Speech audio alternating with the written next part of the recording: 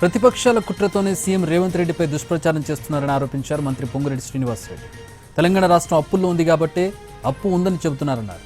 మాయ మాటలు చెప్పింది రాష్ట్ర ప్రభుత్వంపై గుదిబండ పెట్టింది మీరు కాదా బీఆర్ఎస్ నేతలను ప్రశ్నించారు.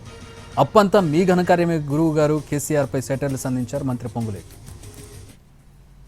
ముఖ్యమంత్రి గారు కూడా చెప్పిన దాన్ని వక్రీకరిస్తూ అన్నదాన్ని అన్నట్టు చిత్రీకరిస్తూ ఈ రాష్ట్ర ప్రభుత్వం మీద ఏదైతే ప్రధాన ప్రతిపక్షమని చెప్పుకుంటున్న వాళ్ళు గుడ్డగాల్చి మేదేస్తున్నారో దీన్ని ఉద్యోగస్థ కుటుంబ సభ్యులందరూ ఒక్కసారి గమనించాల్సిన అవసరం ఉందని ఈ వేదిక ద్వారా వాళ్ళందరినీ కూడా తెలియజేసుకుంటున్నాను.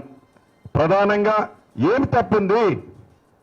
ధనిక తెలంగాణ రాష్ట్రాన్ని 8,19,000 కోట్ల అప్పు చేసిన మాట నిజం కాదా?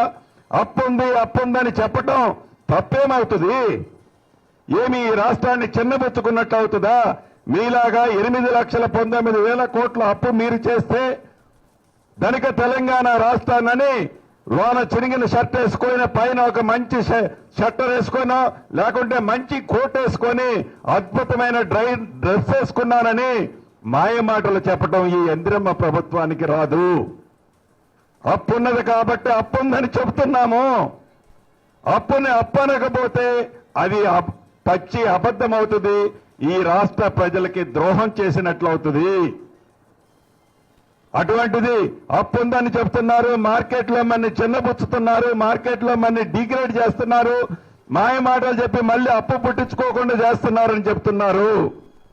మాయ మాటలు చెప్పాల్సింది చెప్పింది మీరు.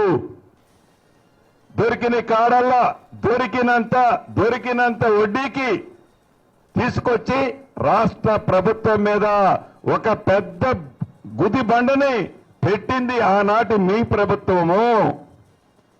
ఈనాడు గౌరవ ముఖ్యమంత్రి రేవంత్ రెడ్డి గారి నాయకత్వంలోని మన ఇందిరమ్మ ప్రభుత్వం వచ్చింది లగాయితూ ఈ రాష్ట్ర ప్రభుత్వం యొక్క ప్రగతిని, ఈ రాష్ట్ర ప్రభుత్వంలో ఆనాడు మీరు చేసిన ఘనకార్యాలని 7 ఇంతలు కాదు 8వ ఇంత ఉంది, అది కాళేశ్వరం అని మీరు చెబితే ఆ 8వ ఇంత కాళేశ్వర అద్భుతాన్ని తెలంగాణ ప్రజలకు కాదు, దేశ ప్రజలకి కాదు, ప్రపంచ ప్రజలకి చూపించకుండా ఎలా ఉంటాము?